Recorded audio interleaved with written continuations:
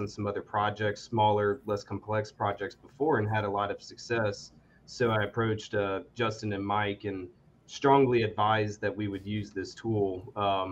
And luckily they were on board, and we found so many better uses for it than the original intention. Got it.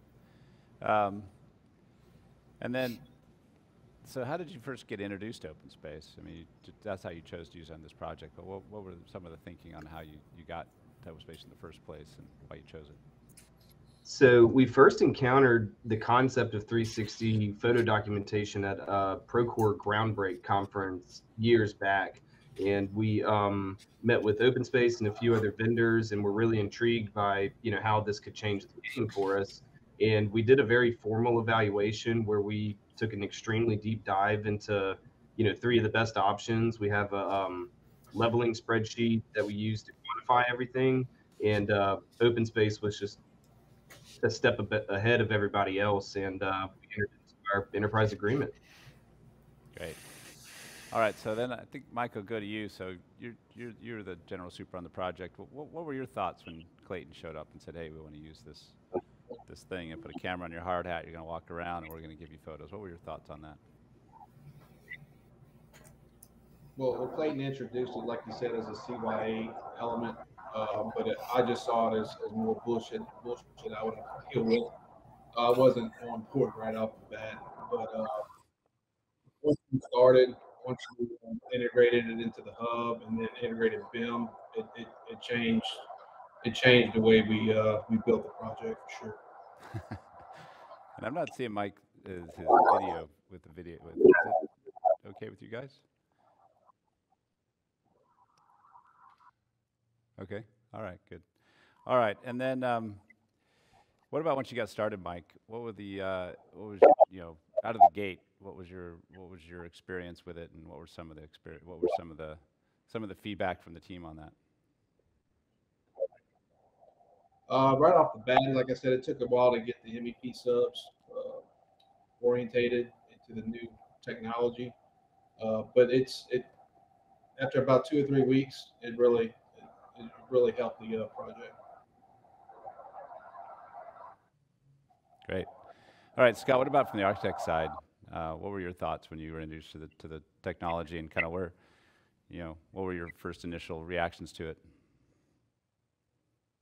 What Mike said is like, oh man, I don't need another program to learn, got enough to do. But we're all visual people, and I think once we saw it, we quickly got on board, and we were using it certainly every week at our OAC meetings, and probably more than that, kind of as the job went along, and honestly, as we got more familiar with it, at some of our breakout, calls, smaller issues that we would have to deal with. So very quickly we kind of got used to it, and we're using it more and more, and it really became helpful in this project because we have consultants and architects almost in every state working on this project, and it just keeps getting sort of the layers deeper and deeper. And our architects, we have some in New York, some in California. Our consultants are in Connecticut, Boston, New York. And so it allowed us to sort of bring those guys in and do a field trip, if you will, to the site. And it's, it just kept getting more and more. We have 3 stories in this building, but the first 2 stories are exhibits, right? And so that's, again, a whole nother layer of a group of people with exhibit designers and fabricators out of Maryland and Tennessee and Orlando, that it just kept building up, more and more as we sort of spread out the team. And then, of course, the crown jewel on the top of this building is a rotating theater, which is a really crazy, unique, and complicated thing. And if anyone hears me on this call, don't ever do it on the 3rd floor of a building, please. Okay. But that was a whole nother layer of consultants out of Southern California and Las Vegas and all. And normally back in the old days, as we'll say, all those guys would have to fly here. And, I'm sure everyone would love to come and make a field trip to New Orleans, but that gets very expensive. And it's just much, much easier for us, and OpenSpace helped us solve a lot of issues virtually, every week to just get the job done. Great. And then finally, Justin, with you, what was your initial reaction to OpenSpace, and kind of how did the team pick it up out of the gate? As Clayton mentioned earlier, kind of showed me a demo early on at the onset of the project and showed me some of its capabilities and uses, and really got me thinking about how we could implement it on this project. And I wish we had this years ago, but it turned out to be a great tool. Had a lot of buy-in from the subs, and it was a huge benefit for sure. Great. Okay, so that's how we got started. And then one of the reasons, Justin or Clayton, you didn't mention it right out of the gate here, but one of the reasons you guys really wanted to drive, what you were telling me, really wanted to drive OpenSpace was the use of BIM on this project, and the fact that most BIM folks or most field folks aren't going to be comfortable just jumping into maybe a Navis model or something like that, and OpenSpace kind of made it more accessible. So I just wanted to dive into that in this next little session. You can see today we launched BIM Plus, a bunch of great new BIM stuff, VDC, it's all great. But I did want to highlight that you guys just used our BIM, what we call BIM Compare, for your project and got a lot of value just out of that, and really just being able to bring the model and reality together and make them accessible. So I just want to jump into that and talk about that. So Clayton, when we talked, you mentioned something interesting. You said, no regular trade partner is going to be able to go in and navigate BIM. And you didn't mean that disparagingly at all. It was more just people got better things to do and they're not paid to learn technology. So can you elaborate a little bit on that and how OpenSpace helps you get over that? Yeah, absolutely. I think that there is a BIM specialist at these companies that knows how to navigate the model and access it and run clash detection. But what we needed in this project with its extra complexity was the guys in the field to have instant access to the model. And traditionally, to open a big Navisworks file like this, you need a lot of data to download the file. You need a video card, some kind of beefed up computer. And in this day and age, most guys are walking around with iPads or, lightweight, less heavy lifting equipment. So OpenSpace with the web-based BIM integration was able to allow us to give instant access to the model on any device, iPad, phone, the hub. And another thing that it solved for us was data consistency.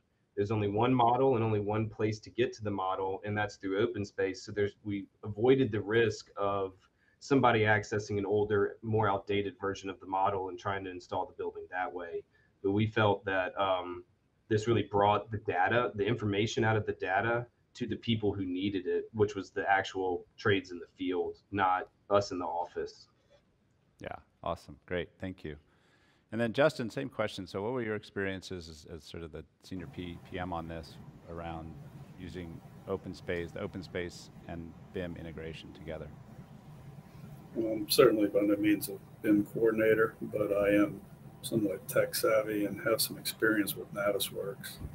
But after utilizing this feature in OpenSpace, I did away with Navis. Screw that, man.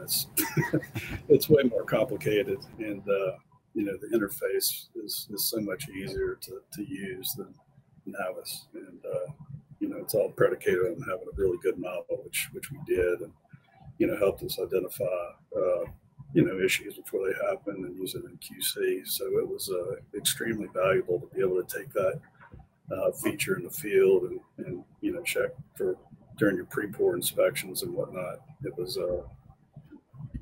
fun and an excellent tool. Nice. And then Scott, from the owner architect side, how did BIM help you guys get your job done? We've used BIM on a few projects here, and they do tend to be a little more complicated because of the architecture and all the subs and technology involved. But you need to get everyone on board. And what was really interesting, I think, if you saw in the video, was the split screen aspect, and I think you mentioned that. OpenSpace really aligned the sort of theoretical BIM with the instant sort of images, instant recognition, and you can kind of find your way, so to speak. BIM can be, difficult to navigate, and I think we even found ourselves who are very familiar with the project going, wait, where are you? But when you have that split screen and you have them both up there, you can really sort of orient yourself and recognize where you are and sort of solve issues, more quickly and easily. Nice. And from an architect who spends, you spend time in models all day long, so it's even easier from your perspective. Right. Exactly. And then Mike, to you. You know, clearly, as we heard, you were a little skeptical at first, and maybe not big a proponent of BIM necessarily on all projects. But how did OpenSpace help on this one, and how was BIM important for you guys in the field?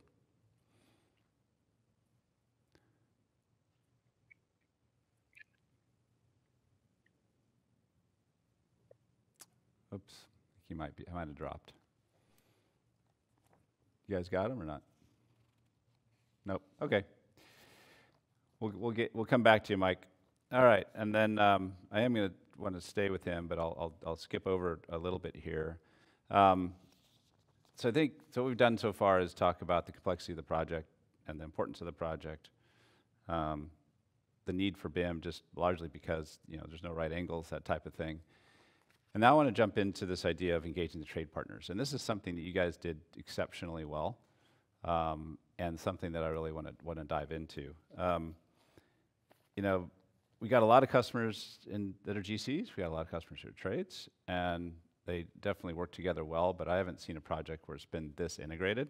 So I just wanted to dig into that and see how you did it. So Clayton, I want to start with you. And I think a big part of that, we saw it in the video, and we're going to see a little picture here in a minute, is this thing called the hub. Can you talk about the hub and kind of how that helped the project? Yeah, I'd love to. This is a 4K TV in a weatherproof job box hooked up to our project management system, Procore. So the concept is anybody on the site, whether it's Scott, Mike, Justin, or your laborer, can just walk up and shake the mouse, and there's a read-only version of Procore and everything that comes with it. So we're talking job photos, drawings, RFIs, punch list, and especially OpenSpace. It's got an 11x17 printer in it, and the concept was that is the most current version of the data at all times. There's no risk of somebody bringing older set of plans to the job site and building that. And it's also a lean construction strategy, because if I need to go print something, I can print it right here where I'm doing the work, as opposed to leaving the job site, exiting, going back to my office where I can get to a printer and making my whole way back. And I think it stemmed a lot of discussions around the hub, creating this collaborative effect that we've been talking about. And I was so impressed. I used to take potential clients to the museum and show, all the cool things we're doing, and then say, oh, come look at the hub. This is awesome. Let me show it to you. And I'd end up having to wait in line to use it. No gimmicks or anything about it. I didn't stage somebody there. I found myself waiting in a queue to get to it. And I was like, this is actually working. And I think that might have been another thing Mike O'Brien was hesitant about at first, but he's already got another one on his current job. So he can speak more to that than I can. Yeah, I'm thinking about putting one in my kitchen, bring all my kids in, and we'll just collaborate. Who's going where when, right? All right, Mike, glad you're back. I wanted to, just kind of jump over to you. We're talking kind of about the trade partner engagement now. And you had some interesting surprises with some of your trade partners. So I just wondered if you could talk a little bit about kind of your experience with them, with OpenSpace, and kind of what happened there. Nope, he's gone again. All right, okay. Justin, I think I'll go to you. Same question is, I think, what I heard from you guys is that you had some folks that were potentially not big tech users, maybe not, you're kind of surprised by how much they took on OpenSpace specifically through the hub. And so can you talk a little bit about kind of what that looked like on your side and maybe share a story or two? Sure. One that comes to mind was one of our drywall and metal stud framing foremen. We walk the site regularly, just checking on progress, and noticed that this gentleman was at the hub, and initially he got all embarrassed because I guess he was thinking we were under the impression off or something, right? Yeah, screwing off. Yeah, exactly. But as it turned out, and he had limited English, and so he didn't speak very well. But by him using OpenSpace and being able to navigate around the model. It certainly helped bridge that language gap there, and give us a clear understanding of his questions, so we could provide clear direction, and hopefully he can maximize his efficiency in the field.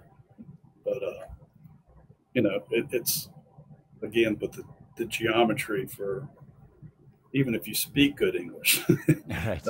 I'm trying to explain the different planes and transitions and all that you have going on. It's very difficult. But for him to be able to pull it up in the field, say we're looking at this plane and this plane, it was a huge help and really streamlined things. And on the flip side, you had people also screwing off and going in there and looking at themselves in OpenSpace. Is that right? Interesting. Yeah. Do we have Mike back or not? Or is he off? Nah, I'm not going to sell anybody out. Do we have Mike or not? No. Okay. All right. So Clayton, I think this doesn't happen. Let's just call it randomly, right? There's some strategies to getting the field team engaged, getting the whole team engaged. What were some of the strategies you used to really kick this off right and make sure everyone was using the technology? Well, the first and most important thing I think with OpenSpace in general is regular captures. We, have a process when we're planning a project called the Cave. We're going to actually sit down and plan this out, and we set a goal to do 5 captures per week, knowing that every now and then you'd miss one, and maybe realistically you get 3. But I think that the regular cadence of the data being updated regularly, and people knowing, hey, if I go check OpenSpace, I'm either going to see the condition of the site today or yesterday, allowed us to start building that trust in the system.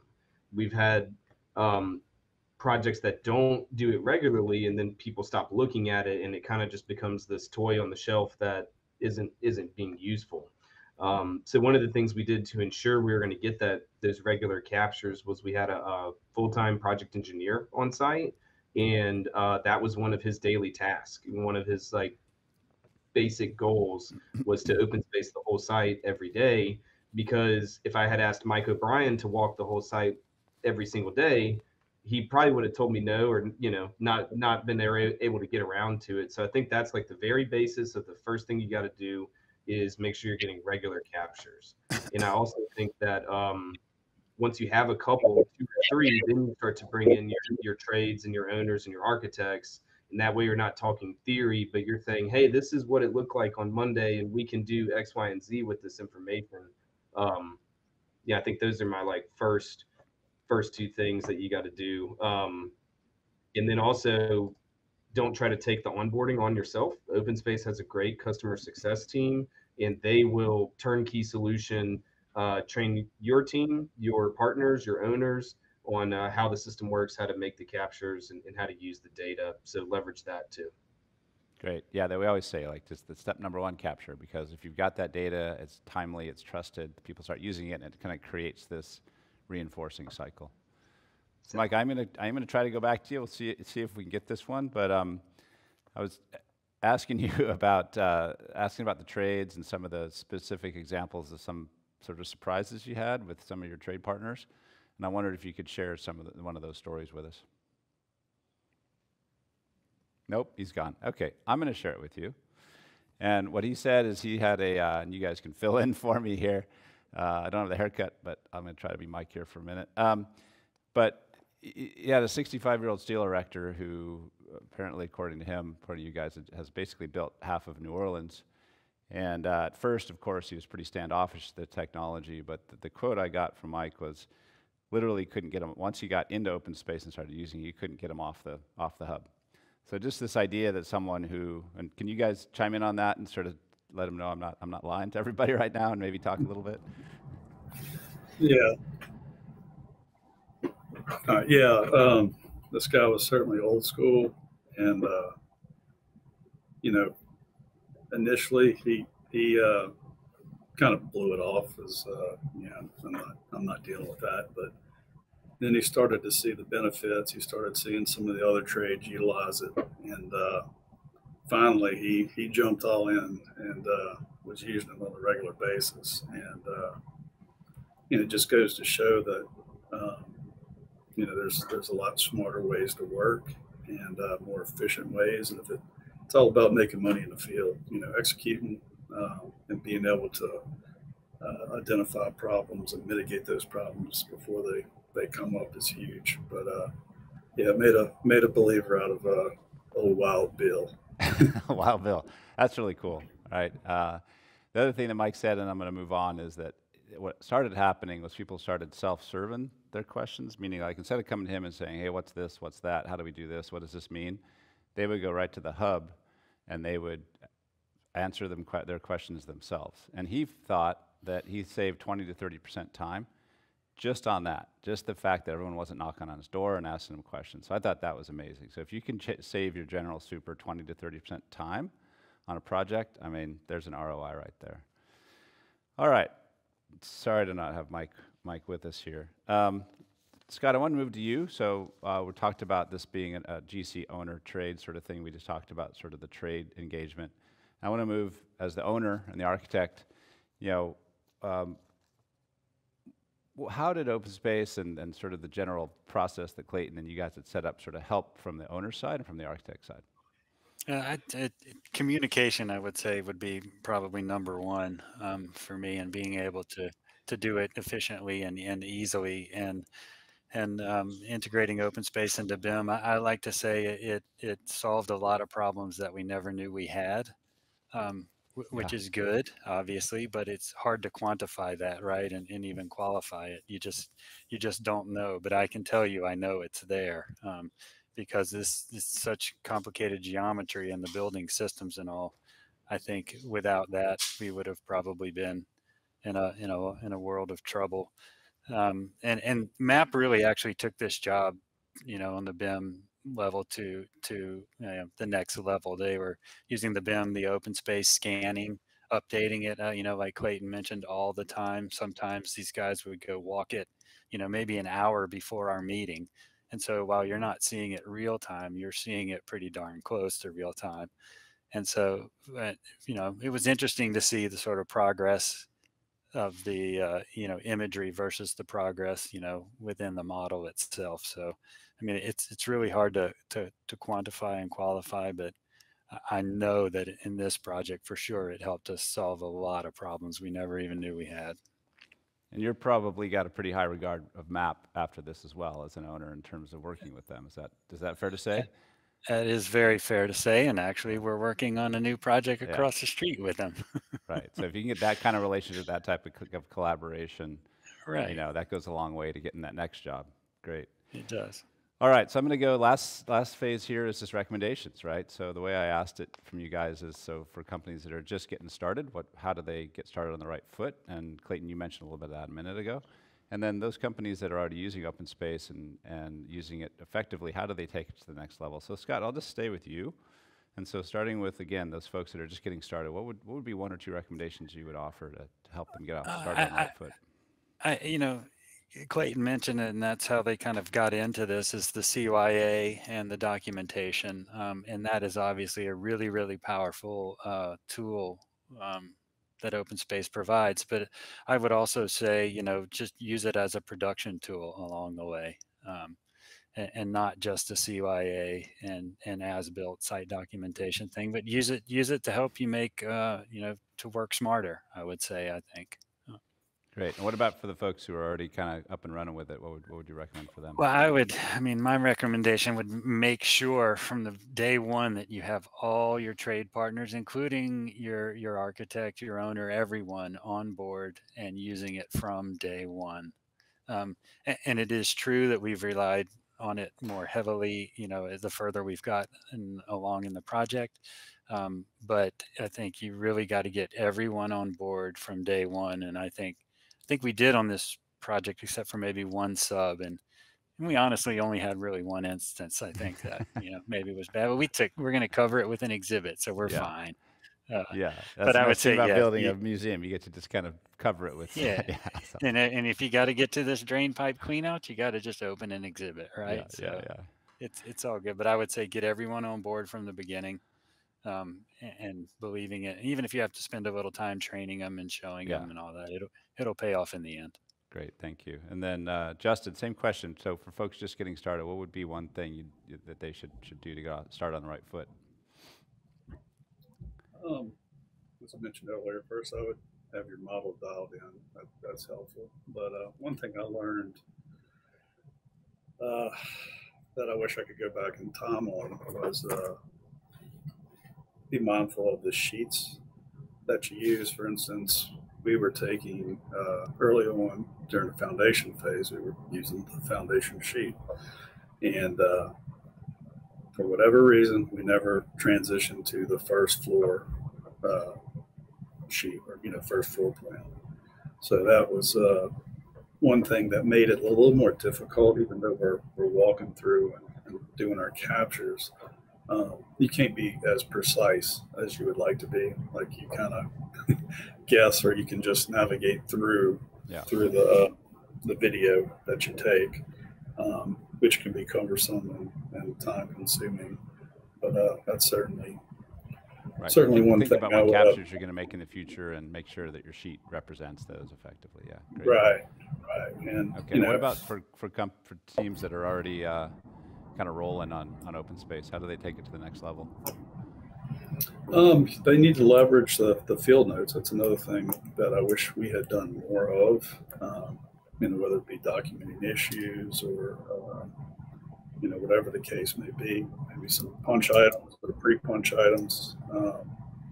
It's certainly a powerful feature that we should have leveraged a little more. But hey, man, yeah, you guys did a pretty good job. I will say though that what we see is users that use field notes, they get a lot more engagement, not just the field note value itself, but more people are coming in and using it. There's more users, there's more viewing of the data. So I think that's a very important recommendation. Let's skip over Mike here, and then Clayton, I'll finish with you. You were kind of the ringleader of this thing, and so and obviously it worked. And so what's a recommendation or two that you would give teams that are just getting started with OpenSpace? Well, I mentioned it earlier, but it's worth saying again. You need regular captures for this to really catch its own wind. So aim for 5 captures a day, and except if you get 3. But have, hey, before I leave, I'm going to just take one more lap around the site, and make sure that you have some type of commitment to yourself and your team to make that happen. Because once it's regular captures are happening, a lot of things follow naturally. And then I would, as the tip there, is don't ask your senior superintendent to be the one to do it. Have a entry-level project engineer, because that also allows them to spend more time in the field. They actually get to experience the job and what it's like to build something instead of being in the office doing data entry into a software. I think that is just the most important thing in getting started, is taking regular captures. Yeah, I think that's important. If you're a PE getting started, this is your tour of duty, right? You're out there actually seeing everything, you're capturing everything, you're understanding how it all fits together. So it's an important piece of it. And then for the teams that are already using OpenSpace, how do they take it to the next level? The first thing I would do is get access to some kind of BIM model and try to integrate that.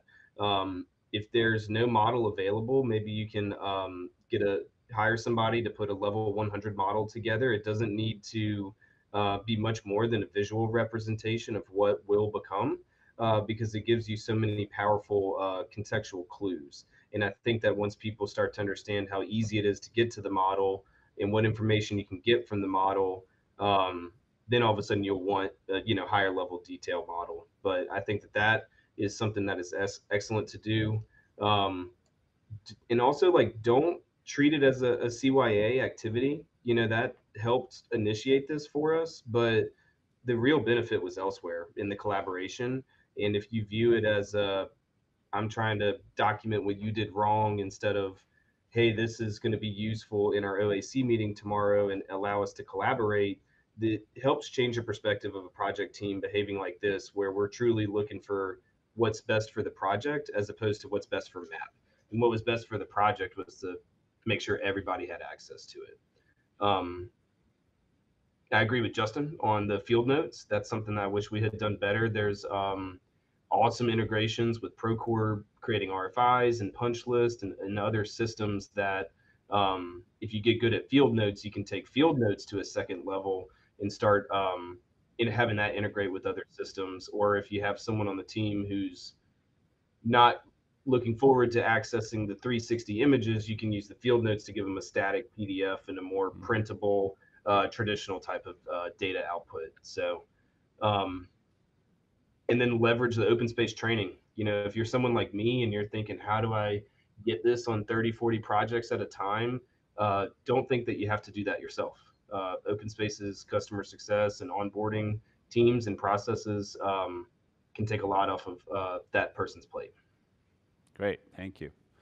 Great, well, thank you guys. This is, again, this is why we do this. So happy and proud to be part of this project. Really happy to talk with you about how you used OpenSpace. I would consider this a masterclass for anyone who wants to understand how to really have a project hum along, have OpenSpace help with that. And then I want to, Justin, I just want to, Clayton, close with, you made a comment. Can I get you to say that one? Yeah, I think I remember what you're looking for. You know, one of the other barriers to entry and getting OpenSpace on a project is the cost, which is, in my opinion, not significant, but some project managers will not want to buy anything extra. And my argument is, if you implement OpenSpace properly on a project and it doesn't save you any money, then that project must have been wildly successful to begin with and just running on autopilot. But I think that it is a huge value every time that we've used it properly. It saved us money, time, and developed relationships that we continue to build today. Perfect. Well, I obviously couldn't have said it better myself. Thank you, gentlemen. Appreciate your time. And sorry, Mike, we lost you.